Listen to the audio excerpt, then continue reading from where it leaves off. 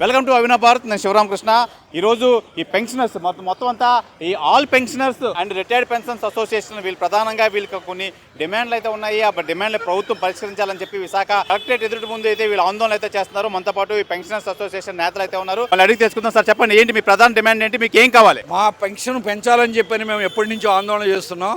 మా పెన్షన్ చాలా తక్కువగా ఉంటుంది. ఎందుకంటే మా యొక్క 82 లక్షల మందిలో 32 లక్షల మంది 1000 లోపుకో ఉన్నారు. ఆ పెన్షన్కి ఎదుగులేదు, బొదుగులేదు, డిఏ ఉండదు, ఏమి ఉండదు. కాబట్టి మా పెన్షన్ స్టార్ట్ అయిపోయిన 95లో ఆంధ్రాలో వృద్ధులకి 75 రూపాయలు ఇచ్చేవాళ్ళు. అది ఇప్పుడు 4000 అయింది. కానీ మేము 35 సంవత్సరాల నుంచి 40 సంవత్సరాల మధ్యలో పనిచేసి మా యొక్క డబ్బులు కట్ చేసుకుని మా డబ్బులు 10 లక్షల కోట్లు నిలవ ఉన్నా సరే మా పెన్షన్ పెంచడం లేదు. కాబట్టి మా పెన్షన్ ఇమీడియట్ కనీస పెన్షన్ 9000 చేయాలని చెప్పిన మా డిమాండ్. ఇది అయితేనే ఒక భార్యాభర్త కనీసం బతకడానికి ఇదవుతుందని చెప్పి, అలాగే రైల్వే కన్సెషన్ ఏదైతే సీనియర్ సిటిజన్స్ అందరికీ ఉన్నదాన్ని కరోనా వంకతో తీశారు. ఆ రోజు నుంచి కూడా అది లేదు. దాన్ని పునరుద్ధరించాలని, భార్యాభర్తలకి మన మెడికల్ సదుపాయం కల్పించాలని చెప్పని ఈ మా యొక్క డిమాండ్. అలాగే సుప్రీంకోర్టు తీర్పు ఇచ్చినప్పుడు హయ్యర్ పెన్షన్ అనేది ఏదైతే జీతం ఉందో ఆ జీతం ప్రాతిపదిక మీద పెన్షన్ అనేది ఇచ్చింది. ఆ తీర్పును కూడా అమలు చేయకుండా ఏదో కొద్ది మందికి చేసేసి తూతూ మంత్రం చేశారు. కాబట్టి అర్హులైన అందరికి కూడా ఆ హయ్యర్ పెన్షన్ అమలు చేయాలని చెప్పని మా ప్రధానమైన డిమాండ్లు. దీంతో పాటు ఏంటంటే కేంద్ర ప్రభుత్వం వాలిడేషన్ యాక్ట్ తెచ్చింది సెంట్రల్ గవర్నమెంట్ పెన్షనర్లకి, అది ఎత్తివేయాలని, స్టేట్ గవర్నమెంట్లో ఉన్నటువంటి పెన్షనర్లకి ఈ పిఆర్సీ వెంటనే వేసి డిఏ బకాయిలు ఇవ్వాలని చెప్పని ఈ ప్రధానమైన డిమాండ్లు. దీని గురించి మేము 3 రోజుల పాటు కూడా కార్యక్రమం టేకప్ చేసాం. రేపు పిఎఫ్ ఆఫీస్ దగ్గర చేస్తాం, ఎల్లుండు మన గాంధీ విగ్రహం దగ్గర కూడా కార్యక్రమం నిర్వహిస్తాం. అది మా యొక్క ప్రధానమైన డిమాండ్. సార్ ఏం చెప్పండి. ఈ రోజున కేంద్ర రాష్ట్ర ప్రభుత్వాలు సామాజిక ఎవరైతే పెన్షన్ ఇస్తున్నారో సామాజిక పరంగా 4000 ఇస్తున్నారు. అలాగే బిలో పవర్టీ 10,000 లోపల వచ్చే వాళ్ళందరికీ ఈ సామాజిక పెన్షన్ అనేది వర్తిస్తుంది. అలాగే ఏదైతే ఆరోగ్యశ్రీ అలాగే వైట్ రేషన్ కార్డు కూడా వీళ్ళకి వర్తింపు చేయాలి, ఇవ్వాలి. ఇంతవరకు ఏంటంటే వీళ్ళకి ఇవ్వట్లేదు.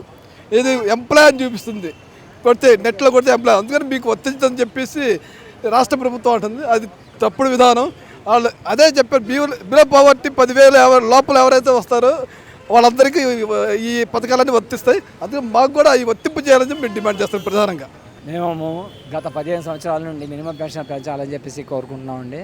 గత డిసెంబర్ మాసంలో 2 రోజుల పాటు ఒకరోజు ధర్నా, ఒకరోజు ధనాక్రమం చేశాము. అయినప్పటికీ గవర్నమెంట్లో స్పందన రావట్లేదు. మా ప్రధాన డిమాండ్ ఏంటంటే మినిమం పెన్షన్ 9000 పెంచాలని, అలాగే భార్యాభర్తలకు వైద్య సదుపాయం కల్పించాలని, అలాగే అందరికీ హయ్యర్ పెన్షన్ అవకాశం కల్పించాలని. ఈ హయ్యర్ పెన్షన్ విషయంలో గవర్నమెంట్ చాలా దారుణంగా ప్రవర్తిస్తుంది. ఒక్క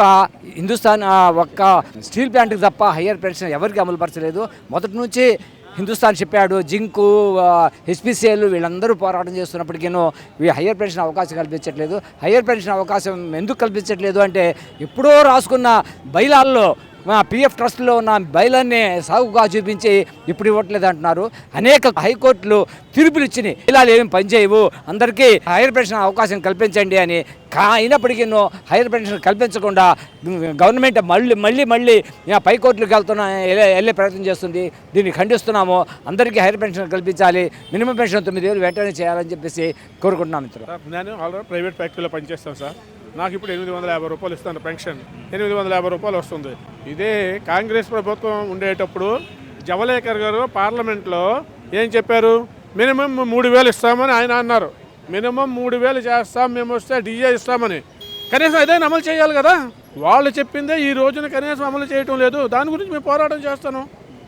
వాళ్ళు చెప్పేది 8 సంవత్సరాల క్రితం, 9 సంవత్సరాల క్రితం 3000 ఇస్తామన్నారు, డిఏ ఇస్తామన్నారు. మరి ఇవాళ ఏమైంది? పార్లమెంట్ సాక్షిగా మాట్లాడారు ఎవరు, జవలేకర్ గారు. మరి వాళ్ళకి ఏం చెప్తారు? మరి వాళ్ళ జనాలకు వచ్చి సమాధానం చెప్పడం లేదు సార్. మమ్మల్ని మోసం చేస్తున్నారు. ఆ మోసం ఎంతకాలం కూడా ఆగదు. మోడీ గారు కూడా గుర్తుంచుకోవాలి. మీరు ఎంతకాలం ఆపలేరు. కాంగ్రెస్ ప్రభుత్వం కూడా ఇలాగే మోసం చేసిన 60 సంవత్సరాలు ప్రజలు తెలుసుకొని మీకు ఇచ్చారు. కానీ మీరు కూడా ఇదే చేస్తే మిమ్మల్ని కూడా అదే పరిస్థితి ఏర్పడుతుంది. ఈరోజు ఈపీఎస్ పెన్షనర్స్కి 1000 రూపాయలు మినిమం ఇస్తున్నారు పెన్షన్. 1000 రూపాయలు అనేది ఈరోజు ఉన్న పరిస్థితుల్లో ఏ మూలకు వస్తుందో మీరే ఆలోచించాలి. 10 లక్షల కోట్ల రూపాయలు ఈపీఎస్ పెన్షన్లో నిధులు సమకూరు ఉన్నాయి. దాని మీద వచ్చిన వడ్డీ చొప్పున ఇచ్చినా కూడా 5000 రూపాయలు మినిమం ఇవ్వచ్చు ఈరోజు. అది అయినా ఆ తర్వాత ఏదైతే హయ్యర్ పెన్షన్ ఉందో ఈ హయ్యర్ పెన్షన్ కోసం సుప్రీంకోర్టు తీర్పు ఇచ్చినప్పటికీ కొన్ని లక్షల మంది అప్లై చేసుకుంటే 1,00,000 మందికి మాత్రమే దాన్ని ఇంప్లిమెంట్ చేసి మిగతా వాళ్ళకి ఇంప్లిమెంట్ చేయటం లేదు. అలాగే ఈరోజు ఈపీఎస్ పెన్షనర్స్నే కాదు, ఈపీఎస్ పెన్షనర్స్తో పాటు కేంద్ర ప్రభుత్వ పెన్షనర్స్ అవనివ్వండి, స్టేట్ గవర్నమెంట్ పెన్షనర్స్ అవనివ్వండి, అందరినీ కూడా ఇబ్బందుల్లోకి నెట్టే పని చేస్తున్నారు. సెంట్రల్ గవర్నమెంట్ ఎంప్లాయీస్కి కూడా వాళ్ళకి వచ్చిన ఓల్డ్ పెన్షనర్స్ వాళ్ళందరినీ కాకుండా ఈరోజేమో న్యూ పెన్షన్ అనేది తీసుకొచ్చారు. అక్కడ న్యూ పెన్షన్ మానేసి యూపీఎస్ అని తీసుకొచ్చారు. ఇవన్నీ కాకుండా ఓపీఎస్ అందరికీ కావాలని అడుగుతుంటే ఈరోజేమో ఇప్పుడు పే కమిషన్లో కూడా వాళ్ళందరికీ కూడా సెంట్రల్ గవర్నమెంట్ పెన్షనర్స్కి వాళ్ళు అన్ఫండెడ్ నాన్ కంట్రిబ్యూటరీ పెన్షనర్స్ అనే ఒక కొత్త పదాన్ని తీసుకొచ్చి అందరికీ కూడా పెన్షన్ ఎగ్గొట్టే కార్యక్రమం కేంద్ర ప్రభుత్వం చేస్తుంది. కాబట్టి ఇవన్నీ కూడా వీటిని ఎదుర్కోవడానికి మేము ఈ ధర్నా కార్యక్రమాలు ఇవన్నీ పోరాటాలు రాబోయే కాలంలో ఉధృతం చేస్తామని మీ అందరికీ తెలియజేసుకుంటాను. ఇది ప్రధానంగా ఈ పెన్షనర్స్ అసోసియేషన్ అయితే హయ్యర్ పెన్షన్ అమలు చేయాలి మాకు, అలాగే కరోనా నుంచి రైల్వే రాయితీ కూడా ఇవ్వట్లేదు, అయితే మేము ఏ విధంగా బతకాలి, మేము ఎన్నో డిపార్ట్మెంట్లో ప్రభుత్వానికి కేంద్ర ప్రభుత్వానికి ఎంతో సేవలు అయితే చేసాం, మాకు ఈ రిటైర్మెంట్ సమయంలో మా బెనిఫిట్స్ అన్ని కట్ చేసి సరికాదు, కేంద్ర ప్రభుత్వం దీని మీద పునరాలోచించాలని చెప్పి పెన్షన్స్ అసోసియేషన్ సభ్యులంతా ప్రభుత్వాన్ని అయితే అభ్యర్థిస్తున్నారు. కెమెరామెన్ రాఘవతో శివరామకృష్ణ, అభినవ్ భారత్, విశాఖపట్నం నుంచి.